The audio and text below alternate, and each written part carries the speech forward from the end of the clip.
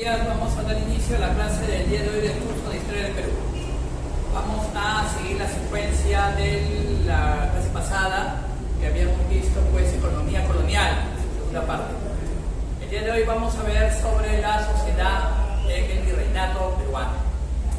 Debemos tener en cuenta el tiempo en que estamos viviendo con respecto a la clase, es decir, lo que algunos historiadores han dado a llamar el feudalismo peruano, ¿no? A imitación del feudalismo europeo de los siglos X, XI y XII. Acá estamos en pleno siglo XVI y también XVII, para explicarlo mejor, ¿no? Aquí en el Perú. Entonces vamos a ver, pues, de que esta sociedad colonial tenía una diferencia de clase, pero tenía una diferencia de clase basada en el trabajo ajeno del medio de producción de la propiedad de la tierra, es decir, era una sociedad estamental. Vamos a ver que la sociedad actual no tiene estamentos, tiene clases sociales simplemente basadas o originadas, pues, por el papel que juegan en el proceso de desarrollo capitalista, que es el de la acumulación de plusvalía con la presencia del trabajo asalariado, el obrero y el burgués empleado. Entonces, son dos cosas diferentes. En el Perú del siglo XVII no había, pues, obreros, no había, pues, fábricas, ni había, pues, acumulación de plusvalía. En cambio, había una sociedad basada en el régimen agrario y con una diferenciación basada en, yo le llamo, aditamentos sociales determinados. Está, por ejemplo, la raza, está, por ejemplo, la posición del país donde uno vive y el rol que jugaron las instituciones tutelares como las culturales, ¿no? En este caso, la Iglesia Católica, que gobernó el virreinato del Perú. Gobernó la feligresía y sus creyentes, ¿no? El 100% de la sociedad de ese tiempo era católica, pues, ¿no? Entonces vamos a ver, pues, de que todo este complejo estructurado de instituciones daría origen a una sociedad donde primó la desigualdad. En primer lugar, usted lo va a ver en su información en su libro, hay una profunda desigualdad social. El conquistador con el conquistado, ¿no? El trato que se le dio. Ha habido corrientes dentro de la institución de la Iglesia Católica en el siglo XVI que consideraban, pues, al indio como el hermano menor, al cual el conquistador debía, pues, evangelizar, catequizar, extirpar idolatrías, adoctrinarlo, criarlo como un niño pequeño para ponerlo en la sociedad que iba a funcionar. La idea de Fray Bartolomé de las Casas. Pero la idea posterior, la idea antagónica de Ginés de Sepúlveda decía que no, que el indio no era parte de la sociedad, que se le debía tener, pues, al margen, o debería trabajar para el español, porque no era, en cierto modo, un humano, sino, pues, era un personaje de la tierra como un animal más. Entonces, esta concepción de la Iglesia influyó también en los conquistadores españoles. Y usted dirá, ¿por qué? Vamos a meternos a ese tiempo. En ese tiempo los conquistadores no solo se guiaron por el afán de conseguir tierras, conseguir nuevas rutas de comercio y, sobre todo, la riqueza personal, riqueza de familia, riqueza de clase social y riqueza para el país. No solamente fue eso, fue también una idea quizás creyente de que Dios nos estaba mandando para colonizar estos territorios como una misión de ellos, ¿no? Entonces se arrogaron ese derecho, ¿no? Como el rey que se arrogaba el derecho divino de gobernar y no tenía que dar cuentas a nadie de su régimen, de sus actos de gobierno, solamente a Dios. Nada más. Ese es un absolutismo claudicado en estos tiempos, pero en esos tiempos valía. Entonces, esa concepción hace que el conquistador esté por encima del conquistado. Eso origina una profunda desigualdad social. No solamente por la conquista, sino por el régimen de producción o modo de producción que se generó a partir de la conquista. ¿Cuál fue? Fue, pues, el trabajo de la tierra y la propiedad sobre ella. Claro que había desigualdad también en el tiempo del Incario, ¿no? No era lo mismo pues un personaje, un Hatun-Runa con un Villacum o con el mismo Inca, ¿no? Entonces la desigualdad social siempre se ha dado, pero esta vino por imposición de conquista, esta vino ya con otros aditamentos. ¿Cuáles fueron? El racismo. El conquistador español era blanco y el indio era pues mestizo o color de la tierra, como se le decía, ¿no? Entonces, otro motivo pues más para hacer una diferenciación. No solamente es por ese criterio, sino por otros criterios más, que por ejemplo la ciudad de Lima para el siglo XVII ya tenía murallas. Entonces, ¿qué sucedía? A las 6 de la mañana se abrían las puertas de las murallas para que pasaran los indios y los negros a Lima, a la ciudad. ¿Por qué? Porque los indios y los negros vivían en las afueras de Lima, no vivían en Lima. Muy pocos personajes han tenido servidumbre india o negra dentro de sus casas o haciendas. La mayor parte de ellos tenían que, eran los llamados manumisos, ¿no? Ellos tenían que vivir afuera de Lima. Se abría la puerta de la muralla y entraban a las 6 de la mañana. A las 6 de la tarde tenían que salir y cerraban la puerta de la muralla. Ellos tenían que construir sus casas en las afueras de Lima, los arrabales de Lima. ¿Cuál era en ese tiempo un barrio marginal de Lima? Por ejemplo, un célebre barrio llamado Pachacamilla. ¿Por qué le llamaron Pachacamilla? Porque trajeron bastantes indios de la región de Pachacámac al sur de Lima. Por eso le llamaron Pachacámac pequeño o Pachacamilla. Después vino también gente esclava de raza negra y los pusieron allí. Por eso es que ese barrio se le conoce ancestralmente como el barrio de los negritos de Pachacamilla y también de los indios que vivieron allí. Las murallas de Lima pues estarían muy cercanas a lo que es la avenida Tacna, ¿no? Que ustedes conocen, ¿no? Ahí estaba la muralla de Lima. Entonces, que era para abajo, sin encontrar el centro, era pues las afueras de Lima, ¿no? Después había otras iglesias que tenían alrededor por ahí que servían pues de soporte para esta protección de la ciudad de Lima. Lo mismo pasaba pues en lo que se conoce como la avenida Sebastián Noguera en Barrios Altos, de la famosa iglesia de Santo Cristo. Una muralla ahí y para el exterior era barrio marginal. Ojo, Lima todavía no tenía un cementerio público, habían cementerios particulares y las personas que fallecían eran enterradas tanto en cementerios de particulares, propias casas, o en el interior de los terrenos aledaños a la iglesia. Por eso se han encontrado cientos de restos humanos de niños, de mujeres y de adultos. Los huesos se saben, ¿no? El hueso sacro de una mujer no es igual que el hueso sacro de un hombre. Se han encontrado en el interior de las iglesias. No han vivido ahí, pero han pedido con última voluntad que los entierren pues dentro del recinto de la iglesia. Entonces todo eso conforma pues una especie de forma de vida y de ver cómo vivieron nuestros antepasados hace 3 siglos atrás, ¿no? Usted debe tener como referencia, por ejemplo, que el primer cementerio que se construyó aquí en Lima fue el cementerio presbítero Matías Maestro, ¿no? Que era un prior de la iglesia, se le puso su nombre en su homenaje y se construyó en las afueras de Lima, ¿no? Y entró en funcionamiento en 1808, ¿no? Es decir, incluso unos años antes de que el Perú recién fuera libre, ya estaba bajo el virreinato y dominio español. Entonces ya era la cantidad de gente en Lima muy grande que no se podía pues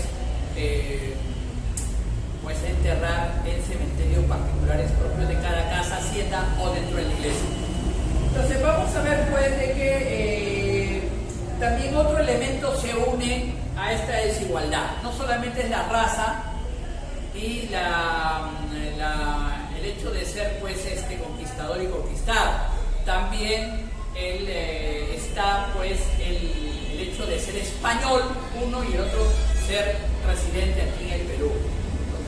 Entonces, esa especie de diferenciación también haría posible la formación de dos repúblicas, ¿no? Como se ven en las crónicas de los antiguos escritores o cronistas españoles. Está, por ejemplo, la República de Indios y la República de Españoles o Blancos, ¿no?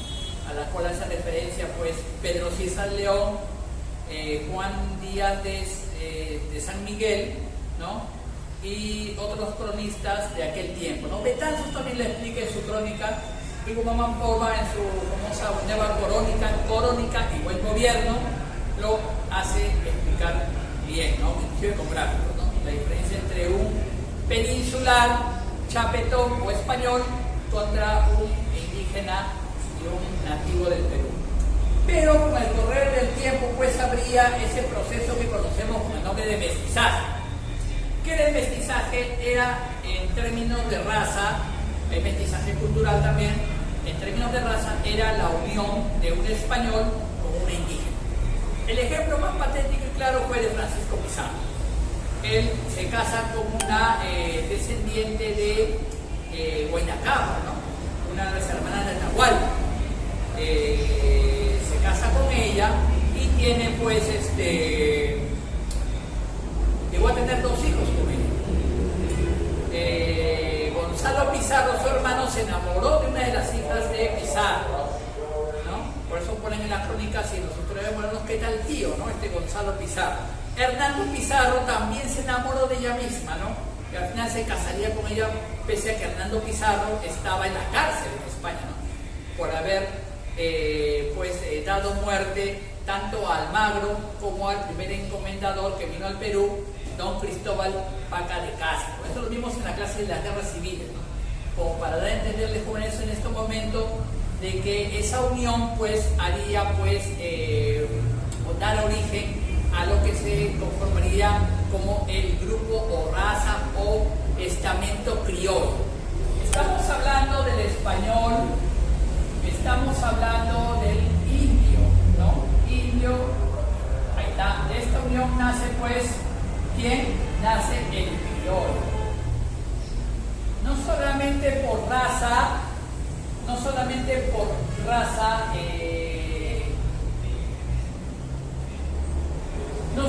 por aspecto de raza se va a diferenciar, sino que estos criollos serían pues los que con el correr de los años, décadas y hasta un siglo y medio después tomarían en sus manos su conciencia de ser libres y empuñarían las armas para hacer las rebeliones emancipatorias. Estamos hablando del brigadier Mateo Pumacao, Francisco Antonio de Sela y otros más, ¿no? Y más atrás en el tiempo también, ¿no? Apazo, Ubalde, etcétera, ¿no? La rebelión de Túpac Amaru en 1780 fue una rebelión india, pero hay que tener una cosa presente. Hay que tener diferenciar un aspecto fundamental. Túpac Amaru II, o José Gabriel Condorcanqui, no era pues un indio explotado por los españoles, era una autoridad que los españoles habían colocado sobre los indígenas. Y eso nos da a entender que también en el momento de la conquista sucedió eso. La estructura piramidal que usted ve en su información también incluía dentro del dominio a los jefes indios. Por eso Túpac Amaru tuvo la oportunidad de ¿qué? Tuvo la oportunidad de formar un ejército, de costear gastos para la misma, de convocar a la causa pues emancipatoria contra los corregimientos, precisamente porque era un huracán, porque era un jefe provincial. Entonces vamos a notar pues desde jóvenes de que este criollo ya nacido aquí en el Perú, pero de padres peninsulares con los indígenas, daría origen a esos movimientos de emancipación que vamos a ver más adelante. Ahora bien, como era una sociedad racial y en su información no está dicho de esta manera, vamos a verlo de esta manera. El cruce de un blanco español con un otro blanco era pues un albino, ¿no? Le llamaban así, aunque nosotros le llamamos albino a otro tipo de personas, ¿no? Bueno, generalmente por enfermedad o por el defecto genético que tienen de falta de melanina, ¿no? Y blancos son y sus terceras son blancas. Del blanco como el indio saldría pues el mestizo. Del blanco como el indio saldría el mestizo. el mestizo, es decir, teniendo un cruce racial, ya no blanco ni tampoco indio, ¿no? Es eso, ¿no? El blanco con el negro saldría pues, del blanco con el negro saldría pues lo que se conoce con el nombre de Sambo, ¿no? Así lo conocieron en aquella época. Del indio con el indio sale pues lo que los españoles denominaron cholo, despectivamente, ¿no? La palabra o la voz cholo, ¿no? Que es un peyorativo aquí en el país, ¿no? Para nuestra raza indígena, nuestros compatriotas mestizos, ¿no? Hay que decirlo así. El término cholo es una voz española que significa perro, más o menos así. Por eso es despectivo y tiene esa connotación peyorativa. Bueno, la raza india en unión con el negro daría origen a lo que se conoce con el nombre de morocho, que es más quemadito, por decirlo así, más negrito, pero con rasgos también, pues, indios, ¿no? Es decir, un poquito así más que la canela, canelita un poquito más. Disculpen que utilice esos términos, ¿no? Y en la unión de un negro con un negro saldría el mulato. El ejemplo más típico, pues, el santos venerado por la Iglesia Católica, San Martín de Porres, ¿no? Entonces vamos a observar, pues, de que el racismo fue un ingrediente principal en aquel tiempo. Y para, pues, ahondar más la profunda desigualdad social.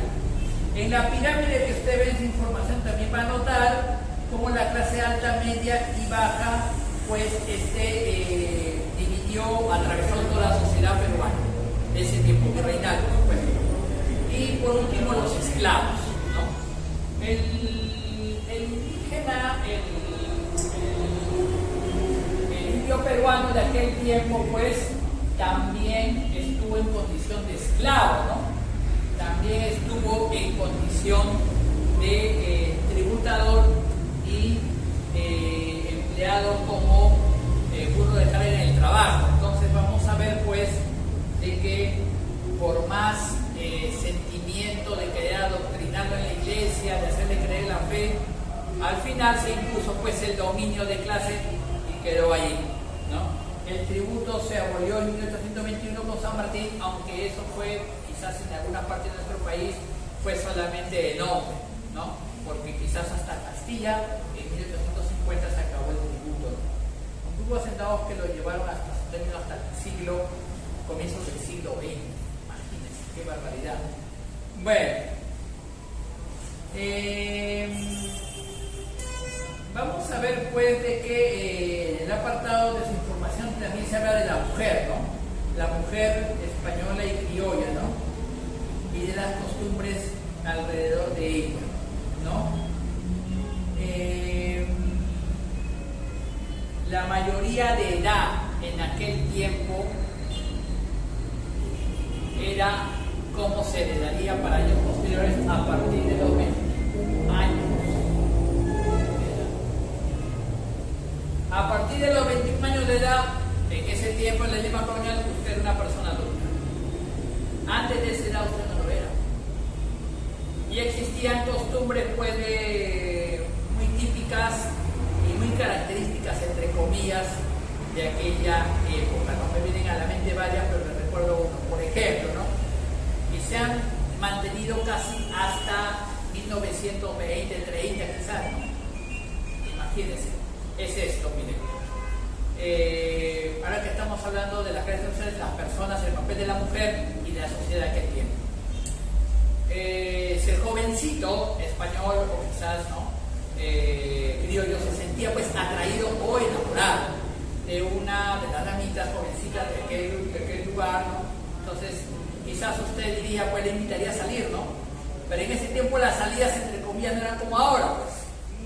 En ese tiempo no salía usted con ella, salía usted, ella y otra persona, lo que le llamaban el tercio o la chapetona. Por eso la palabra chapetón o chapetona viene de España, que era el acompañante, principalmente mujer, acompañaba a la señorita, la criada de la casa, ¿para qué? Para controlar al jovencito para que no se tomara demasiada licencia, pues por la muchacha, ¿no?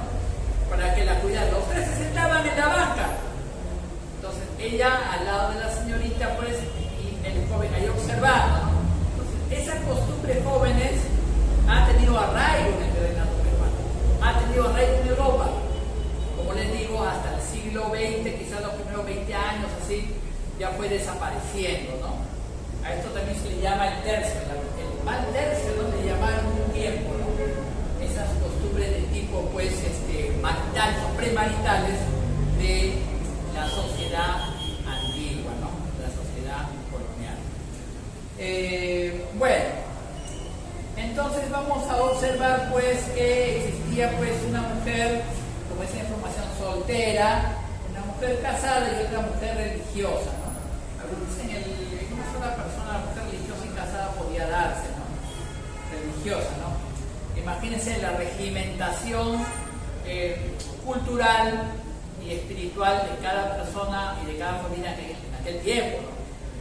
Las damas limeñas durante una época, sean españolas o criollas, utilizaron, pues, un manto bien grande que les cubría todo el vestido y que solamente dejaba, pues, ver el ojo de la persona o su rostro, una parte, ¿no? Le llamaban tapada limeña, ¿no? Ahí está, la tapada limeña. Que es, pues, ¿qué cosa? Que es el rito riguroso de no, pues, enseñar una parte física de la dama, ¿no? Habrá sido una conquista decir en ese tiempo, pues, que le vi los tobillos a tal señorita, ¿no? Bueno, más o menos el Perú en esa época colonial, de 1500, de 1600, ¿no? Estamos hablando hace 4 siglos atrás, un poquito más, es lo que ahorita tienen los árabes, ¿no? Los árabes tienen eso, ¿no? Esas tapadas que tienen las mujeres afganas de no dejar ver más que los ojos, ¿no? Es lo mismo que se utilizó en América con la tapada limeña. Se da cuenta cómo una sociedad va avanzando y otras se van, no quedando, sino que van estando, pues, tarde en el desarrollo. Quizás desde los 50 años con este mundo globalizado, las mujeres afganas ya pueden utilizar minifalda, ¿no? Como las de sociedad actual, ¿no? Por decir un ejemplo, ¿no? Entonces vamos a observar que eso obedecía, pues, a una concepción espiritual y al uso de costumbres muy arraigados en aquella época, ¿no? Hay que tenerlo presente y todo historiador debe tener esa labor. En ese tiempo, lo que sucede en ese tiempo debe, pues, situarse en las costumbres de esa época, en los usos de esa época. Entonces vamos a ver, pues, que esta sociedad estamental tenía castas, ¿no? Es decir, tenía, pues, por decir así, porque no quiero utilizar la palabra clase, pero estamentos cerrados, ¿no? No podía, pues, haber, pues, un matrimonio o una unión de clase entre un español con un indio, ¿no? O una india, ¿no? Eran clases diferentes, el matrimonio era entre clases, pero había uniones entre ellos, pero eran uniones, pues, ilegales, no reconocidas por la jurisprudencia de aquel tiempo. Y si eran reconocidas por la jurisprudencia de aquel tiempo, estaban sujetos a imperativos mandatos e incluso a resquicios y restricciones. No se olvide que las hijas de Pizarro no podían hacer muchas cosas. La sobrina de Pizarro, que tuvo en unión con Cusi Yupanqui, la hermana, pues, de Huasca y Atahualpa, ¿no? La unión de Hernando Pizarro no fue acá en el Perú, fue en España, ¿no? Y el grado, el nivel fue diferente, ¿no? El español podía casarse con otra mujer si tenía una india como concubina, es decir, tuvo el papel de concubina en este caso, ¿no? Con derechos muy recortados, a diferencia de una esposa blanca. Eso tenía la sociedad estamental, ¿no? El orden jurídico obedecía justo a esa desigualdad, nació de esa desigualdad. No se olviden, jóvenes, que toda la estructura jurídica nace de acuerdo al régimen de producción y a la diferencia de clase que existe. Hay que decirlo, esas son cosas reales. La jurisprudencia no solamente existe para ordenar una sociedad, sino existe para, pues, justificar esa sociedad de clase que existe y el régimen de propiedad que existe.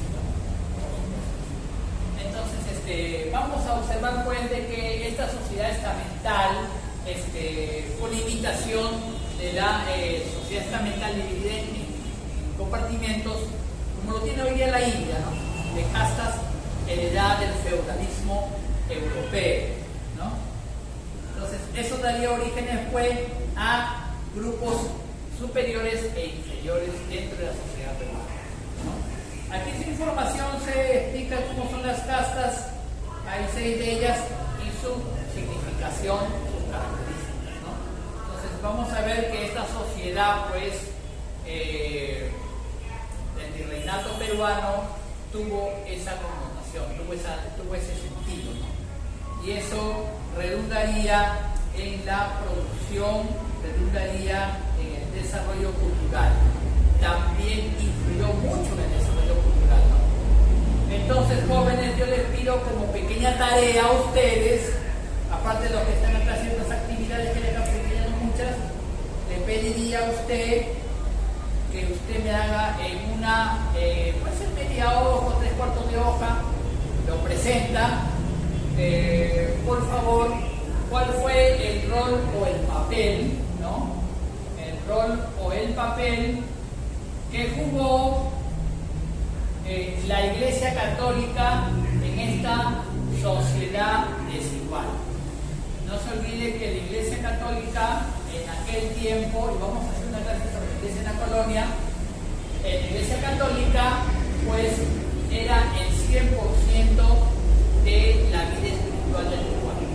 Es cierto que vinieron personas de otras religiones aquí al Perú, pero no vinieron como manifestantes de su religión. Estaba prohibido, además penado por la Inquisición.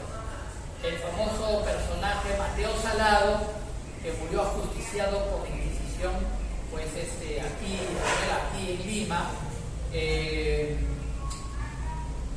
dueño de una pequeña hacienda aquí en Lima, incluso en las afueras de Lima, Mateo Salado, pues divulgó aquí en el Perú, y se asume, no se cree del todo porque no hay mucha prueba convincente de que este señor Mateo Salado fue la primera persona o una de las primeras personas que trajo una Biblia en castellano aquí al Perú. No se olvide que la Biblia era un artículo tan caro y costoso que en Europa recién estaba saliendo para 1569, ¿no? La primera Biblia en castellano es de esta época, no de este año, ¿no? La Iglesia no quería traducir la Biblia del latín a otros idiomas vernaculares, no quería seguir con el latín. Entonces uno, para saber, pues, lo que decía la Biblia, tenía que saber latín, pero eso estaba reservado para las clases más altas. Entonces este personaje lo trae, es uno de los primeros que parece que lo trajo acá al Perú, ¿no? Y difundió, pues, un pequeño grupo clandestino de leyentes de la Biblia, de estudiantes de la Biblia. Por ello fue, pues, encontrado en este delito, entre comillas, y ejecutado. Entonces, como la Iglesia tiene el monopolio de la vida espiritual, yo quisiera saber que usted me ponga en la información qué rol o papel jugó, según su estudio de la sociedad que estamos haciendo, y también su pensamiento crítico que usted pueda tener. ¿Habrá justificado la conquista? Póngamelo con sus razones. ¿Habrá justificado la desigualdad social? Póngamelo con sus razones. ¿Habrá servido de guía espiritual para el pueblo? Póngamelo con sus razones. ¿Habrá servido, pues, para extirpar la idolatría? Cosa que ya estoy explicándole su tarea, le estoy explicando.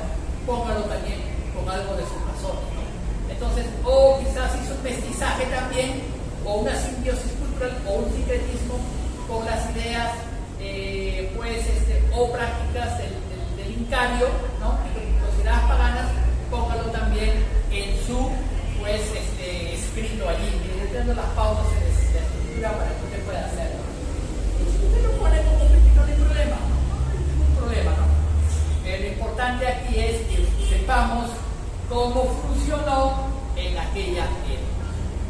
Entonces, jóvenes, creo que esta sería pues toda la información que le puedo mandar el día de hoy, ¿no? Pero usted va a ver esa información escrita, diversos dibujos y fotos acerca de las vestimentas de aquella época, ¿no? Así como se ha hecho la vestimenta del Incario, también hay vestimenta en la sociedad colonial, ¿no? Y de eso, por los cronistas, tenemos noticia y tenemos conocimiento. Jóvenes, muchas gracias. Permiso.